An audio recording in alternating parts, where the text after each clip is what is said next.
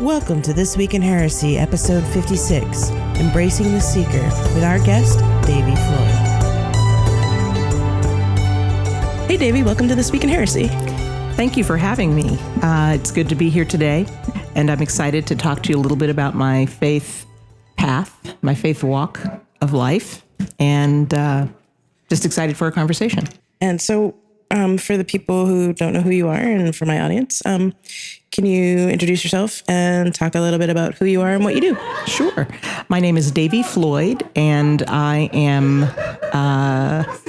was raised in Dallas, Texas, in a missionary Baptist tradition, and currently am worshiping Jewishly.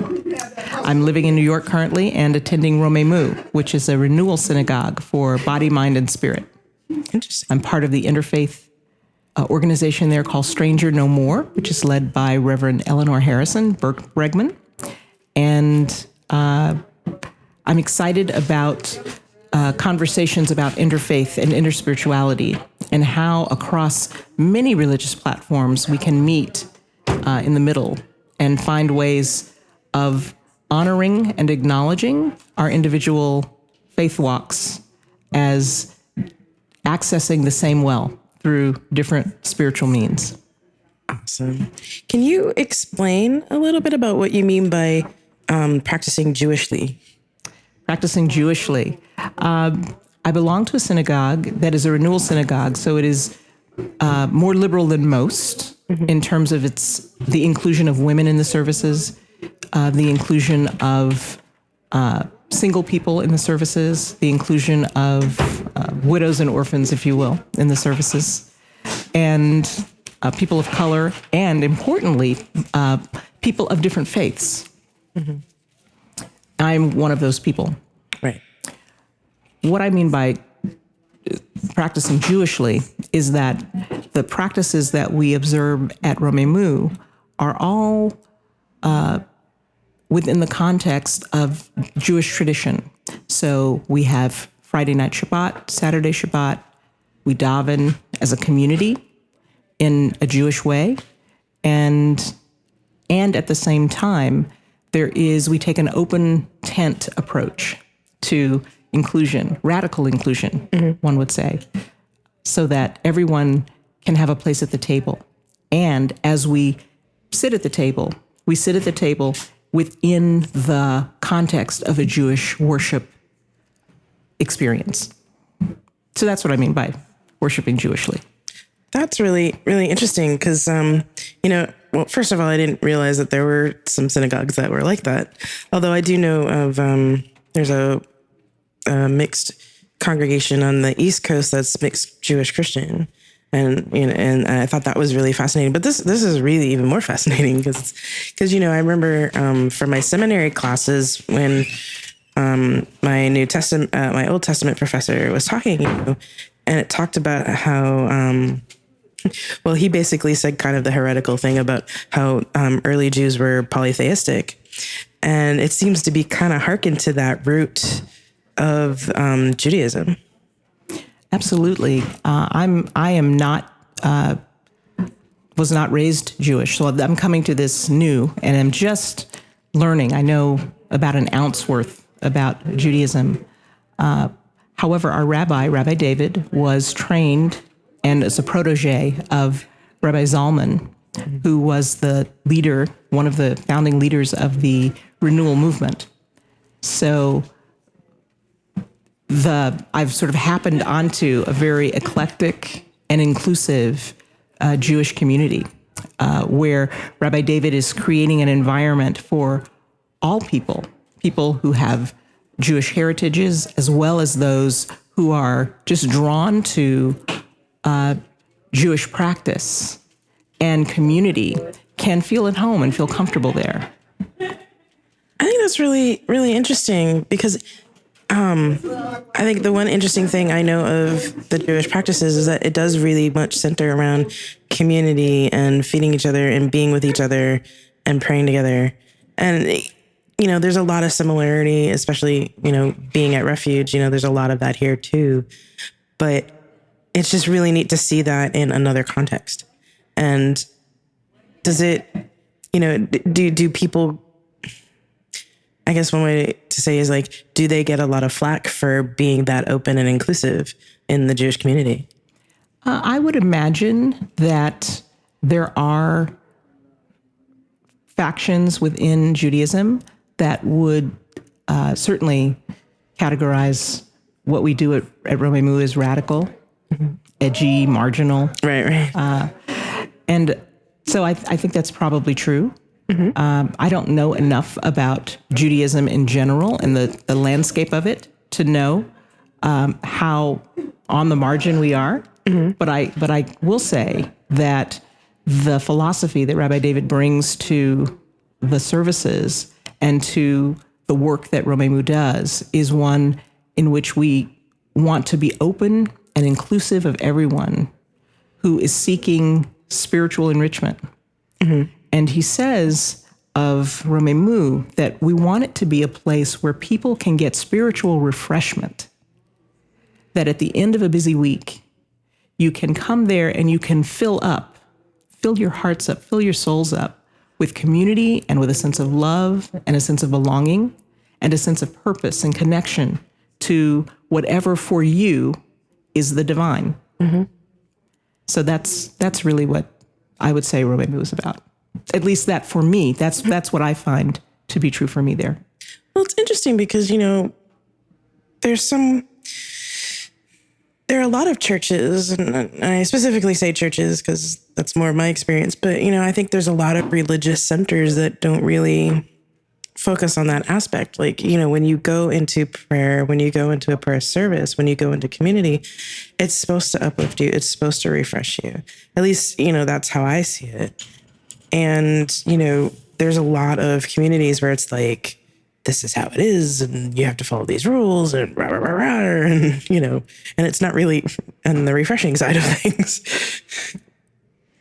Yes. And yes, I think that's true. And in finding Romemu was not the first congregation that I stumbled upon in New York. When I moved to New York, I was looking for a spiritual community, and I looked at a number of them. And because I identify as lesbian, when I went to many of the African-American missionary Baptist congregations in my community, I didn't find the kind of acceptance or acknowledgement that the path that I felt was mine to lead was going to be acknowledged and accepted. In fact, I experienced a number of ministers preaching against it, lumping lesbians and gays in with murderers and rapists, and that wasn't, and that I didn't want to belong. I didn't want to try to put myself into a congregation where I was classified where I was seen in that light. Yeah. So I was really looking for community. And I looked in a number of different places for it, a number of different traditions for it. And I was part of an organization called Faith House Manhattan.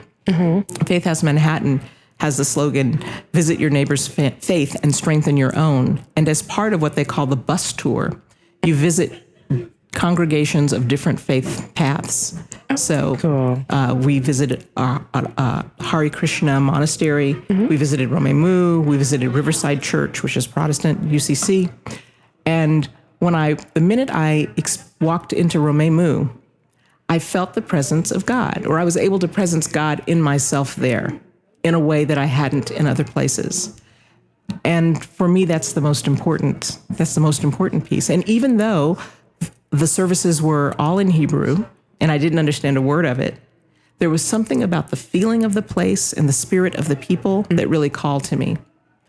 And Rabbi David invited me to come back anytime. And I sort of looked askance, like, I don't know about that, because in the where I grew up in Texas, if you were not specifically invited to a Jewish worship service, you didn't just show up. Right. It was somewhat of a closed club. And so I was a little anxious about it. And one Friday evening, I was just feeling like, wow, I really, really need and want community. And I took him at his word and I walked in, and I've been there ever since. So there's something really wonderful and magical that is happening at Romemu for me that is amazing. And in particular, I found my place in an organization called Stranger No More. The tradition I grew up in is one in which you live the word. You don't just talk about the word. Right. You don't simply be a bench member in the congregation. You work. So I was looking for a place also that I could work. And Stranger No More, which is the interfaith organization there, was formed. And that's where I determined that I could do my work and really help to forward and make hospitable, even more hospitable, a place there at Romemu for interfaith families, for people who were not raised in the Jewish tradition, or people who were Jewish, who were rediscovering it again for the first time through their experiences with Romemu. Well, I think that's the important thing. You know, if somebody's explicitly telling you you're not part of the community, then, you know, why go there, right? Especially if you're a seeker. But it'll turn off seekers. And I think that's a really sad thing. Because, like, you know, I see it even in the pagan community where they're like, well, you know, you have to do this X, Y, and Z, or you have to believe this way. I mean, every religion, every faith path has that aspect to it in some of the groups. And it's like, you know, why are you turning the seeker away just because they don't think like you? You know, why are you turning the seeker away just because they don't love like you? Absolutely. Absolutely. I think one of the things that for me was remarkable about Romemu is that I didn't just feel welcome to participate. I felt invited to engage. Yeah. Which, and there's a difference between feeling welcome. Oh, you can come by my house anytime versus would you come Friday night for dinner at 7? Right. It's a very different kind of invitation overture for involvement and welcoming. And that's what I felt. And I think that that's what many people feel at Romemu in terms of their experience there. That there's a place where they feel like not only do they fit in, but people embrace them and are ready to welcome them and have them participate in what's going on in a really meaningful way. I mean, that's like my reaction when I walked into Refuge is like, oh, you know I'm a witch and you're okay with this and you're welcoming me and you're giving me hugs and you're telling me to come back and do stuff. Wow. You know, and I don't think people just really kind of understand. And I bet you had the same at Romemu, where it's just how powerful and how healing just getting that affirmation that you are a person and that you're worthy of God's love is. Absolutely. Absolutely. Yeah, so many of us have been sort of victims of what Rabbi David calls post-traumatic God disorder. Oh, I like that. Where within our own faith traditions, we have been, for whatever reasons, ostracized in some way because we were too much of this or too little of that. And so to have a place, to create a place, whether it is at the City of Refuge or Rivers or Romemu or in any faith tradition, or even within your own family, a place where people can feel at home to be who they are fully without reprisal is an amazing thing. And it is a healing thing. Yeah. And it's interesting how sometimes you really have to look for it, you know, because as I pointed out to someone online once, you know, us progressive folk who are doing this work and being inclusive, you know, we don't have the money. We don't get the money. We're not sexy enough. You know, we don't have the Donald Trumps and the Jim Bakers and all them, you know, they've got all this money because they're all millionaires and stuff. And, you know, and, you know, people always seem to complain, like this person was complaining, like, where are all the progressive Christians? And it's like, yeah, we're doing stuff. You're going to have to kind of find and seek us out. And in some ways it's like, yeah, we're doing stuff and that's really great. But in a lot of ways it kind of makes the job harder because we don't have that mouthpiece I think you're right. What I also think is that, and this is really my own personal mission in many ways, is to be a sanctuary. Mm-hmm. You know, Lord, make me a sanctuary where you are willing to abide. And through my welcoming of others, let my light so shine so that other people feel like they can take sanctuary with me. Mm-hmm. And if each one of us finds a way to be a sanctuary for other people, then that spreads. Right. That feeling of love, that feeling of inclusion, that feeling of you're okay, just the way God made you. Mm-hmm. Wherever you are in your faith walk or not, mm-hmm. To be able to contain that and to be a container, to be a safe container for people to explore and to really discover who they are spiritually. Yeah, absolutely. I mean, I know that's what I try to do in my own ministry, because I think, you know, if I'm not walking the talk, then, you know, what I say is meaningless. And, you know, I've been really blessed to be able to see to have a lot of mentors and to look up to in that, you know, where they also are walking their talk. And there's sometimes where I kind of step back and look at it and am kind of in awe about how, you know, I know I'm walking my talk, but just like how it's such kind of on off. You can kind of tell who is and who isn't. And it's just, it's kind of sad to see when people aren't, but they're trying to they're really trying hard to be, you know, sometimes I see it a lot in people who are trying to be what they're not. Mm-hmm. And it's a fascinating, like, scientific observation, you know, like I used to be a biochemist. So, you know, scientifically, like as an observer, it's an interesting thing to watch with people, but it's also an interesting thing to see somebody go from that and then seeing the gears go and go, oh, wait a minute. Okay, now I'm going to do this. And then just seeing that change blossom and grow. It's kind of amazing. Yes, absolutely. And sometimes I would say that sometimes we are walking in ways that are incongruent to who we are. I think other times we're just sort of getting our sea legs, as it were, and we're just beginning. And sometimes you have to fake it till you make it. Yeah. And you can grow into it. I was raised by a group of women who trained seminarians for service. Mm-hmm. And sometimes, by my humble opinion, they weren't even close to ready, right?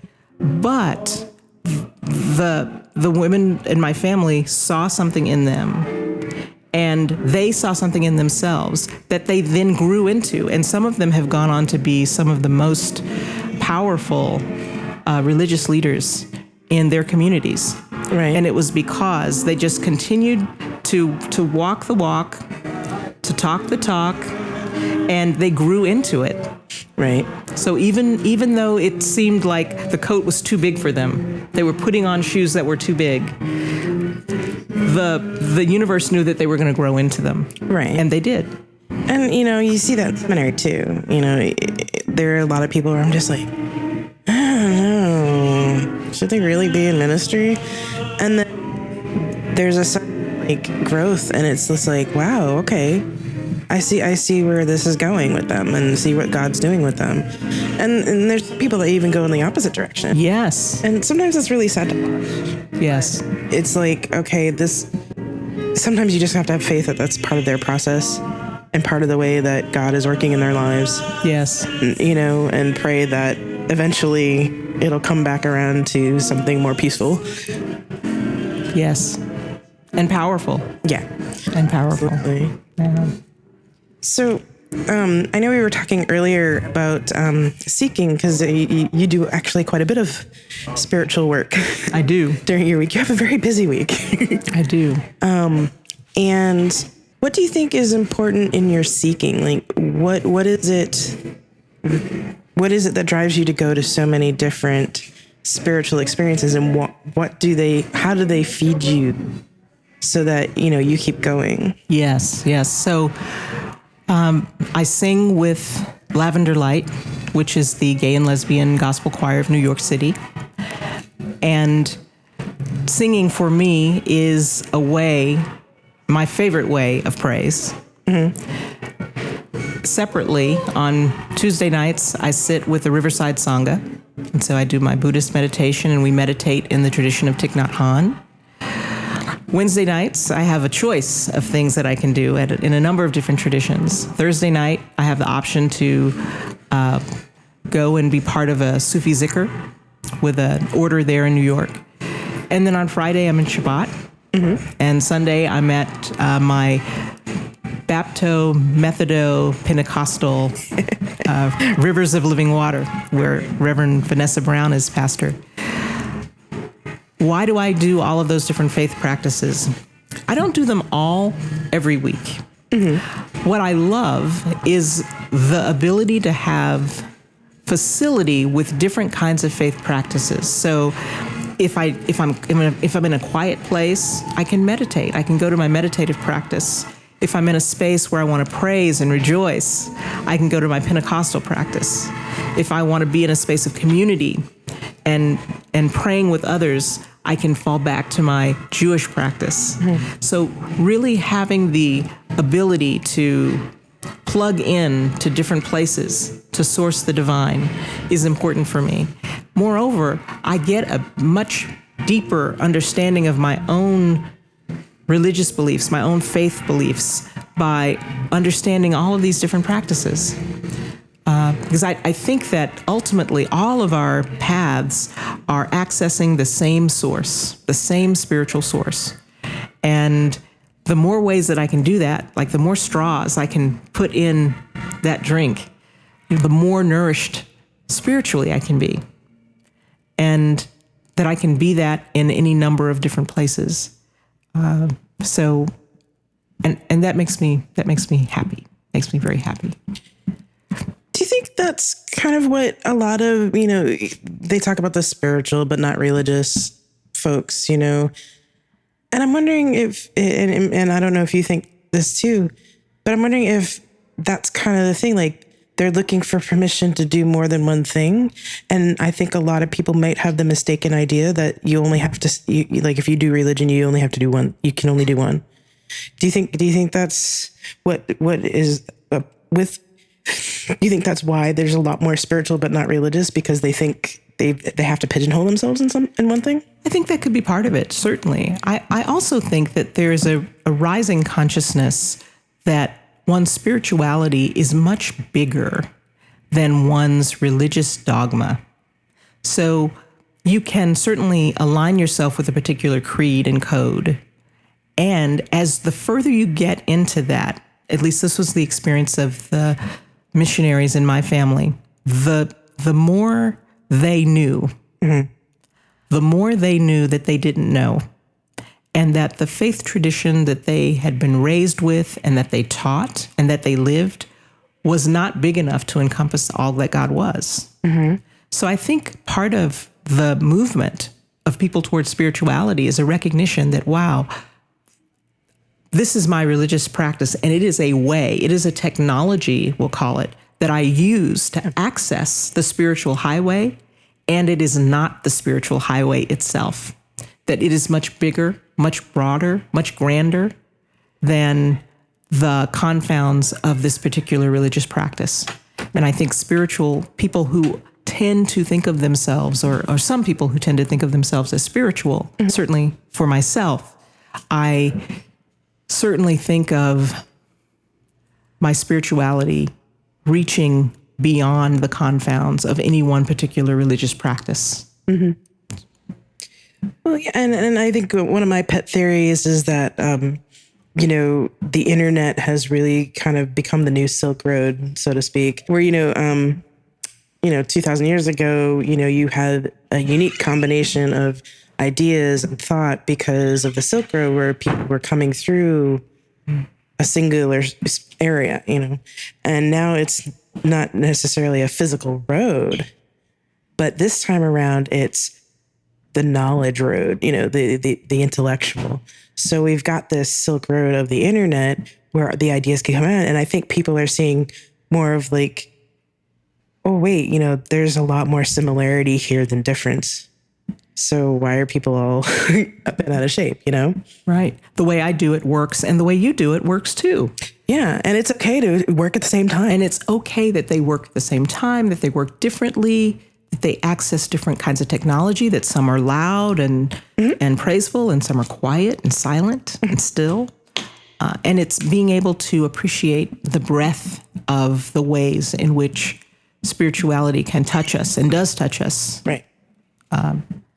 And touch our humanity that really enables us to see one another beyond just our being Protestant or Catholic or Jewish or Muslim, but really being human, humans having a spiritual experience. How do you see this type of seeking benefiting in the rest of society? Because, you know, there's we're seeing more conversations about racism finally, you know, and there seems to be an undercurrent of spiritualness to it, but it's not necessarily religion specific. And I don't know if I have really good words for it, but I don't know if you've seen something similar, and, you know, how do you think that this type of seeking kind of informs civil rights movements and things like that?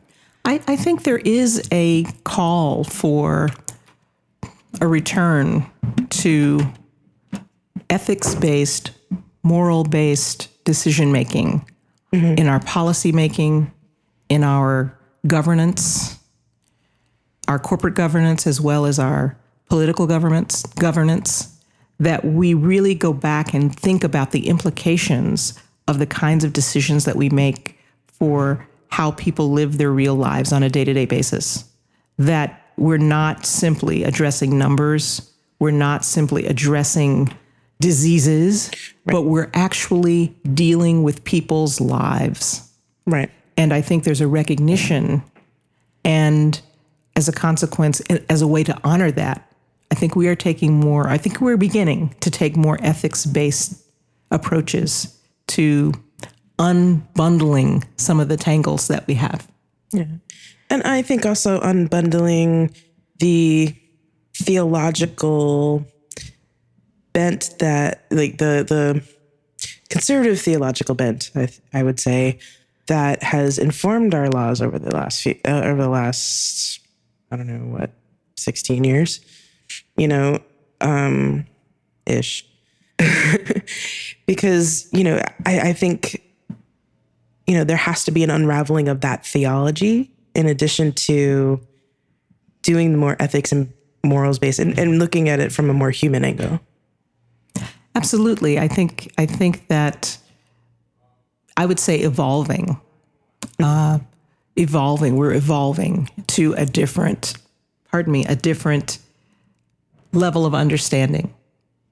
And I think anytime you have ideas that are in juxtaposition to each other, where it appears that two things that are irreconcilable are existing in the same space, you can't ignore that they're there, because they are. Right. So there must be a larger pattern, there must be a larger system that governs them. And I think we are beginning to appeal to that. We're beginning to say, wait a minute, geez, Jews and Christians can be in the same space and fully embrace who they are. How is that possible? There must be something larger that's governing this.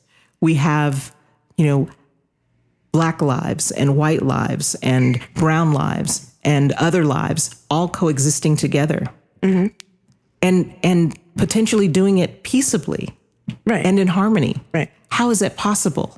Under what circumstance would that be possible? There must be something larger that could govern our interactions with one another.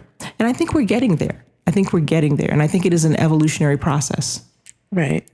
Well, like, you know, I was mentioning to someone earlier, you know, one of my other theories is that, you know, at this moment in time, humanity is kind of at its bratty teenager stage, where, you know, we're really starting to find ourselves, and, you know, we're trying to throw off the old shackles of things that didn't work before. But, you know, for some people, it's like kicking and screaming, you know, and they're really clutching to these traditions that tend to oppress and exclude. And so, I think you're right. It is an evolution. And it will happen. I think it'll happen. It's not, but evolution is not a fast thing. No, it's not. It's not by definition. Yeah. It's a slow change, gradual change over time. Yeah. But what's really kind of interesting though, is that it is faster than normal. And I think, and I think that's the internet thing again, because, I was talking to my wife with it. My wife is transgender, and we're like, would you have thought 5 years ago that there would be not one, but two, not one, but like several prominent transgender women in Hollywood and in the spotlight, let alone two of them that I know of being women of color, transgender women of color. I mean, you wouldn't have thought about that 5 years ago. Right. And maybe not even 2 years ago. Absolutely. Amazing. Yeah. And there's an opening. There's an opening for that. And that's great. And I'm glad that we're walking into it, many people courageously and bravely leading the way. Absolutely. And I think we cannot neglect to consider and be thankful and honor all of those who came before, whose efforts were not acknowledged, who died and were martyrs really for the cause, who remain nameless, faceless, that we don't even know, who paved the path for us to get to this level of understanding. So I think we also have to honor them as well, because we didn't just happen to get here to this point of enlightenment overnight. There were many people over many eras and ages that fought this, chipped away at this battle, right, in small ways, so that we could be here and really walk through this new door of opportunity. Absolutely. Well, I mean, that's, when we talk of the ancestors, and, when I do my ancestor work through my Wiccan tradition, part of that is acknowledging all the ancestors that we stand on the backs of, and some quite literally. And it's always amazing. Like, there's some of the spirit work that I've done where, I've gone into a particular spiritual space and had visions of my ancestors. And it's usually an amazing vision for me to see, because it's a very long line. And, you can't even see the ones way in the far back. And, I think people forget that their ancestors are there, that, there is a past and that we should learn from it, because, there seems to be some people in our society at the moment that just like want to be like, la, la, nothing happened. Well, I think what is even potentially more problematic is that our view of the future is potentially so small, given the rate of change that you spoke about. Right. So are we doing things really aggressively to take care? Are we being aggressive enough about taking care of our environment? Right. Are we being aggressive enough about seeing to the welfare of and well-being of all peoples of the earth in a way that allows us to sustain ourselves?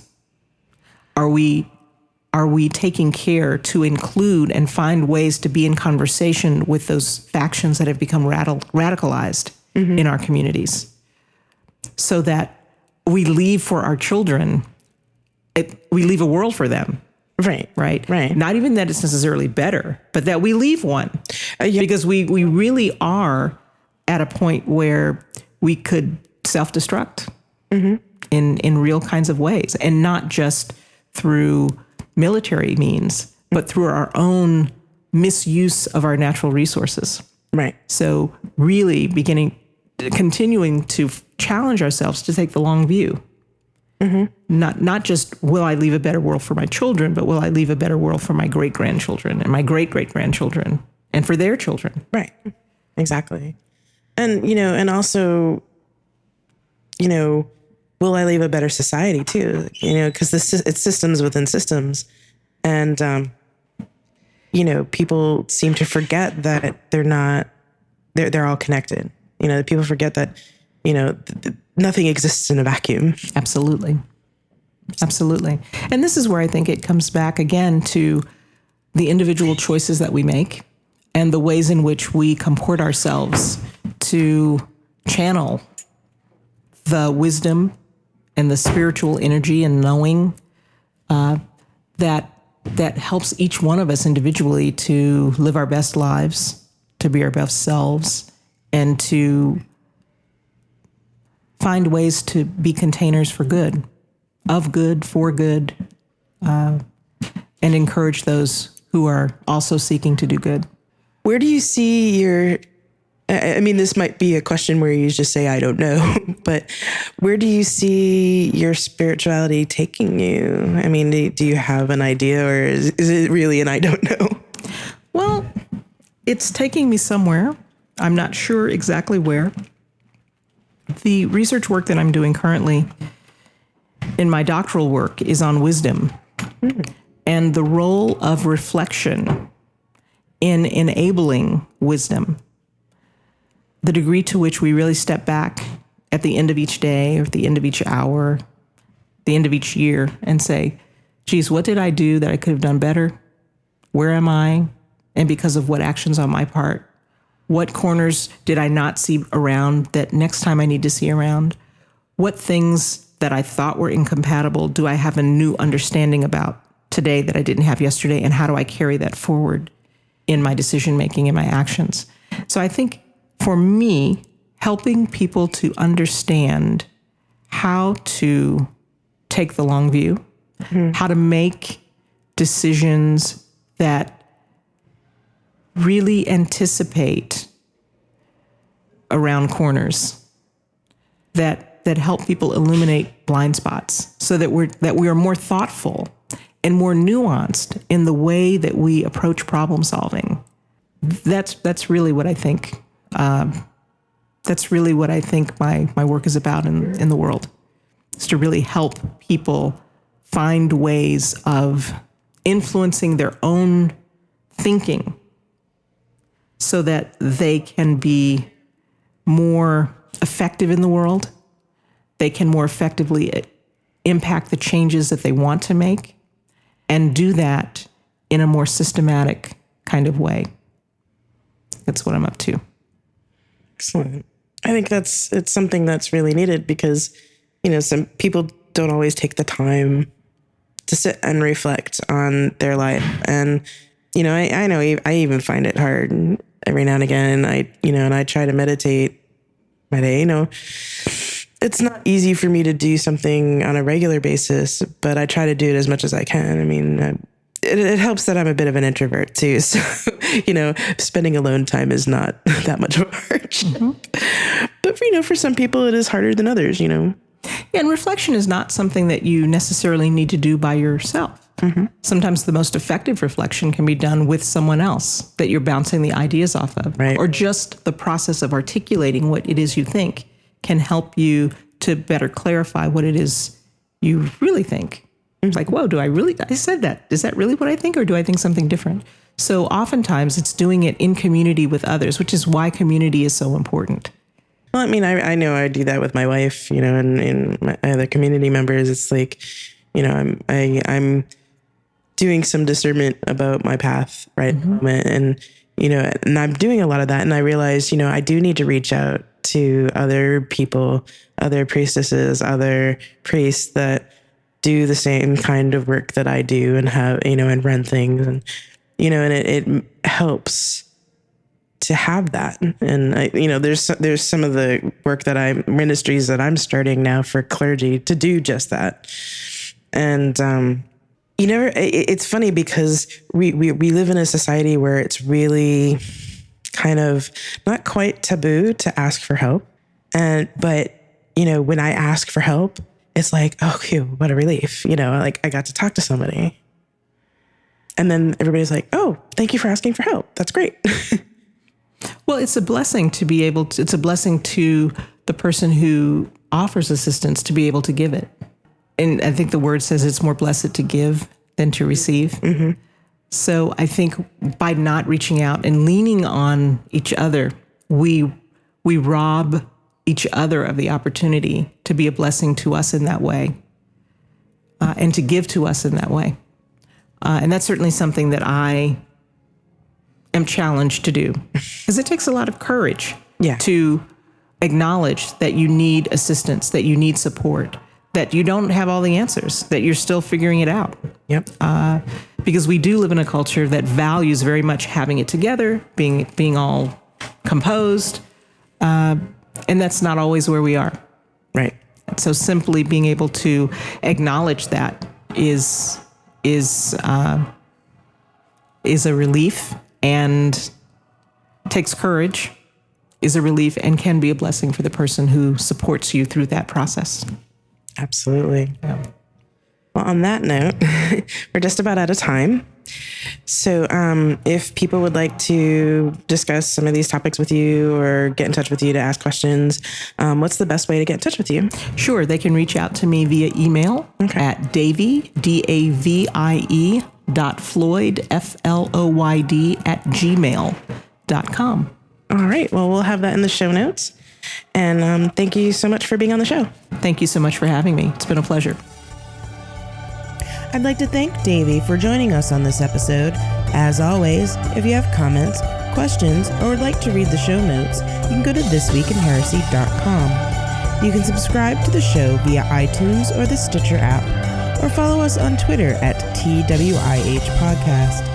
You can also financially support this podcast through patreon.com. Thank you very much for listening, and we'll see you next time.